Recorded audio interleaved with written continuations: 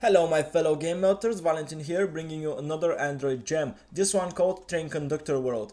I know that this title sounds like something that you would give to your 4-year-old brother, so they don't bother you while we can rant online about No Man's Sky, but it's actually an adorable little game that provides you with a good amount of content and some quite challenging situations. Without any more blabbering on my side, we're gonna jump straight into it and see if this punishing adaptation of Thomas the Happy Engine is really something worth downloading.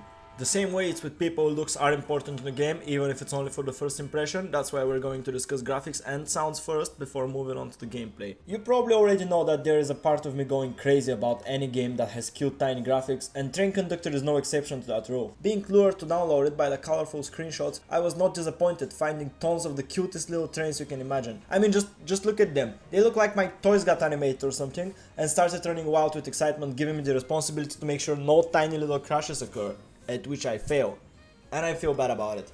Anyway, flat vivid colors with high contrast is a surefire formula for epilepsy, but this game actually does pull it off and looks like the railway version of The Witness.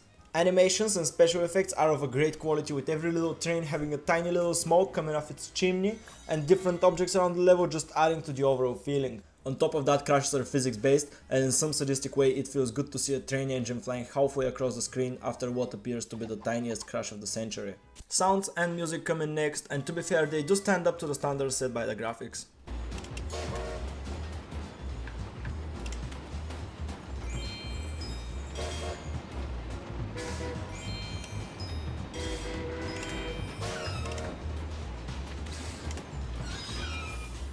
Background music is nice and mellow, and it makes you feel like you're attending a soiree until you have 6 trains on the screen at the same time. Then it feels like Freddy Krueger showed up and you know shit is gonna hit the fan.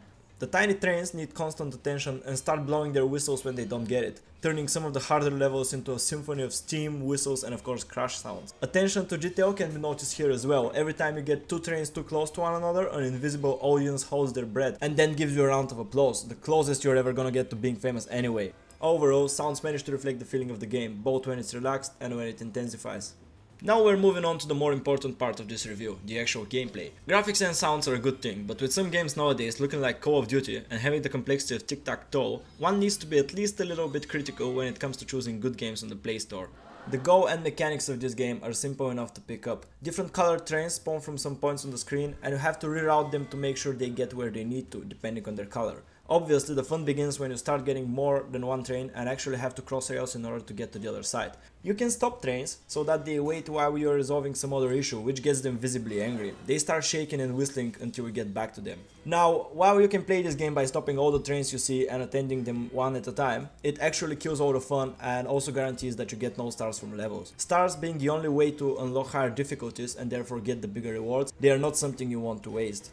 Every train spawns with a star in one of its carriages, and if you make them stop for too long, which is around 3 seconds, the star evaporates. As a result, in order to be good at this game, you have to constantly switch tracks and make sure everyone is moving all the time. In a game with such a narrow set of base mechanics, it is obvious that diversity in level design is crucial. After all, there is a reason why Crappy Bird is called Crappy Bird and not something else. Don't you worry, however, as Train Conductor does provide some fairly different and interesting settings.